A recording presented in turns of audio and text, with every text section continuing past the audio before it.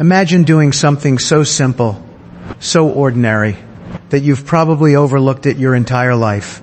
And yet, when done correctly, it can directly reduce your risk of heart problems, improve circulation, stabilize energy, and in many cases, literally save your life. I'm talking about a daily walking habit, not intense exercise, not running, not a complicated routine, just walking, but done in a very specific way that most people get completely wrong. And here's the part most people don't realize. It's not whether you walk. It's how, when, and how consistently you walk that determines whether it helps your body or does almost nothing at all. Because I've seen this countless times. Two people both say, "I walk every day." But one of them builds strength, improves heart health, and stays independent well into their 70s and 80s, while the other sees little to no benefit and slowly declines despite staying active. So the real question isn't should I walk? It's am I walking in a way that actually protects my body? Let's break that down immediately. The life-saving habit is this. Daily 20 to 30 minute continuous walk at a slightly elevated pace, done at the same time every day, preferably after a meal. That's it. Simple, but incredibly powerful when done correctly. Now you might be thinking, how can something this basic have such a big impact? Here's why. After you eat, your blood sugar rises. Your body releases insulin. Your system goes into processing mode. If you sit down during this time, as most people do, your circulation slows, and your body has to work harder to manage that spike. But when you walk after a meal, something very different happens. Your muscles begin using that glucose immediately.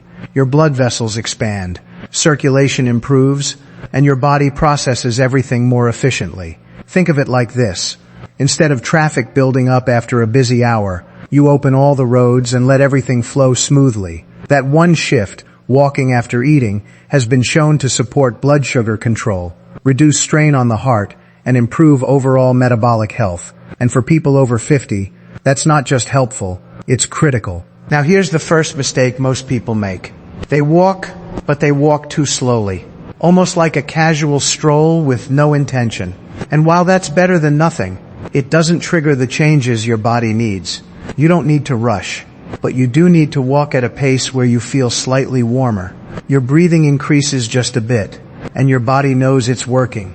Not struggling, just engaged. Now here's another mistake. Inconsistency. Walking 3 days, skipping 4, doing a long walk one day, then nothing for the rest of the week. Your body doesn't respond well to random effort. It responds to rhythm. Consistency tells your system, this is normal now. Adapt. And when that happens, real changes begin. Let's talk about what those changes actually look like over time. Because this is where most people lose motivation. They expect dramatic results too quickly. In the first few days, you may not notice much. Maybe slightly better digestion. Maybe a subtle lift in energy. But nothing dramatic. That's normal. Your body is adjusting. By the end of the first week, something interesting starts to happen. You feel a bit lighter after meals. Less sluggish. Less of that heavy, tired feeling that often follows eating. That's your body processing food more efficiently. Now, by the second week, many people notice a clear shift in energy patterns. Instead of peaks and crashes, things feel more stable. You don't get as tired in the afternoon. You recover faster after activity, and your body begins to feel more responsive. Now, here's where it becomes even more important. Around the third and fourth week, your circulation starts improving in a noticeable way. Your legs feel more active. Walking becomes easier. And for some people, even balance begins to improve. Because walking isn't just movement. It's coordination. It's circulation. It's communication between muscles, nerves, and your heart. Now let me ask you something. Do you usually sit right after eating? Or do you move? Because that one decision, repeated daily, shapes your health more than most people realize. Now there's another layer to this habit that almost nobody talks about. And it's one of the reasons this simple routine becomes so powerful. Timing. Walking at the same time every day trains your body's internal rhythm. Your digestion becomes more predictable. Your energy becomes more stable. Even your sleep can improve. because your body starts expecting movement and preparing for it. Now here's an overlooked benefit. This kind of walking supports your joints, especially your knees and hips, not by stressing them, but by keeping them active, lubricated, functional. And that matters more than most people realize, because once joint stiffness sets in, movement decreases. And once movement decreases, everything else follows. Now here's something important. This habit benefits a very specific group of people the most. If you feel like your energy drops after meals, if you notice heaviness in your legs, if your activity level has slowly decreased over the years, you are exactly the person who will feel the biggest difference from this. On the other hand, if you already experience significant joint pain, severe fatigue, or balance issues, you may need to adjust how you start. Shorter walks, slower pace, more support, because the goal is not intensity. The goal is consistency without strain. Now here's a question many people quietly have. What if I miss a day? Nothing dramatic happens. But here's what does matter. When one missed day turns into several, the rhythm breaks, and your body slowly returns to its previous pattern. So the focus isn't perfection, it's returning quickly. Now let's go deeper into a mistake that cancels out this habit almost completely. And most people don't even realize they're doing it. They walk and then reward themselves by becoming inactive for the rest of the day. Long periods of sitting, minimal movement, and that creates a situation where one good habit is surrounded by hours of inactivity. Your body doesn't just respond to what you do for 20 minutes. It responds to what you do all day. So while this walking habit is powerful, it works best when it interrupts long periods of stillness. Even small movements throughout the day, standing, stretching, shifting, help maintain the benefit. Now picture this. Two people both walk for 25 minutes after dinner. One of them stays lightly active throughout the day. The other sits for hours without interruption. After a few weeks, their results look very different. Same habit, different outcomes, because of everything surrounding it. Now here's something that often surprises people. This habit doesn't just affect your body. It affects how you feel about your body. When movement becomes part of your daily rhythm, you begin to trust your body more. You feel more capable, more in control, and that confidence influences everything else you do. But there's one more detail, small, almost invisible, that determines whether this habit reaches its full potential or stays average. And most people never notice it, even if they've been walking for years. It's what happens in the first 5 minutes of your walk. Most people start too casually. They step outside, move slowly, let their body stay in that same low-energy state. And by the time they finally pick up the pace, half the benefit is already lost. Because your body doesn't switch modes instantly. It needs a signal, a clear message that says, we are active now. So those first 5 minutes should feel intentional, not rushed, but purposeful. You gradually increase your pace until your breathing changes slightly. Your arms begin to move naturally, and your stride becomes more consistent. That transition is what activates your circulation more effectively. And here's what most people never connect. If you skip that transition, your walk stays at a level your body has already adapted to. No challenge, no improvement, just repetition. Now let's go a level deeper. There's a specific pattern in breathing that naturally develops when you're in here, walking correctly, and it tells you whether you're in the right zone. You should be able to speak, but not comfortably hold long sentences. If you can talk easily without any change in breath, you're likely moving too slowly. If you're struggling to speak at all, you're pushing too hard. And that middle zone is where your heart, lungs, and circulation start working together efficiently. Now here's something interesting. When people first adjust their pace to reach that level, they often feel slightly uncomfortable, not in a painful way, but unfamiliar. And that's usually where they slow down again. They return to what feels easy. But what feels easy is often what keeps the body unchanged.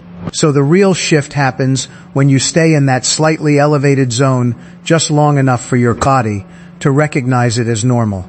Now let's talk about terrain, because where you walk matters more than most people think. Flat, predictable surfaces are good for consistency, but adding small variations, like gentle slopes or uneven ground activates more muscles, especially in your legs and core. This improves balance and coordination without needing separate exercises. But here's the caution. If your balance is already uncertain, or if you've had previous falls, starting with uneven surfaces too early can increase risk. In that case, stability comes first, then variation. Now here's a hidden mistake that quietly limits progress. Looking down while walking. It seems harmless. Maybe you're watching your steps.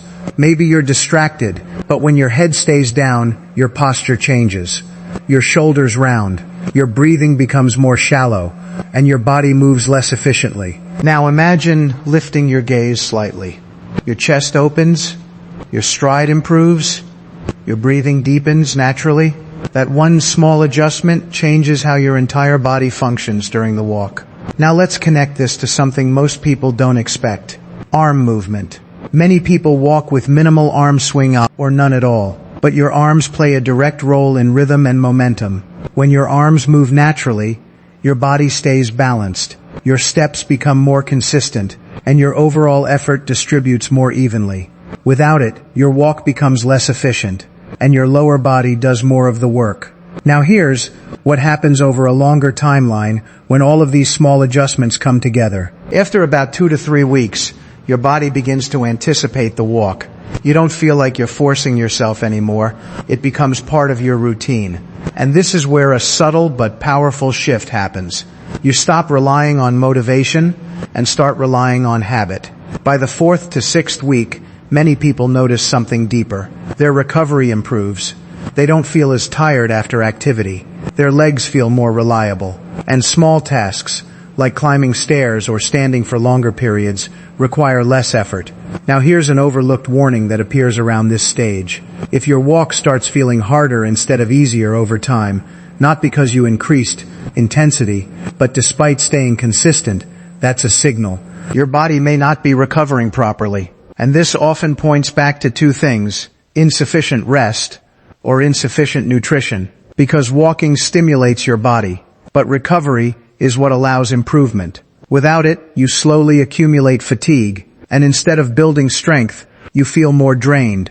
Now let's talk about something that separates people who maintain this habit for years from those who stop after a few weeks. Environment. Where you walk influences whether you continue. If it feels repetitive, uncomfortable, or inconvenient, you'll eventually skip days. But when your environment feels accessible, safe, familiar, even slightly enjoyable, consistency becomes easier. Some people prefer quiet streets. Others prefer parks. Some walk indoors in controlled environments. There's no single best place.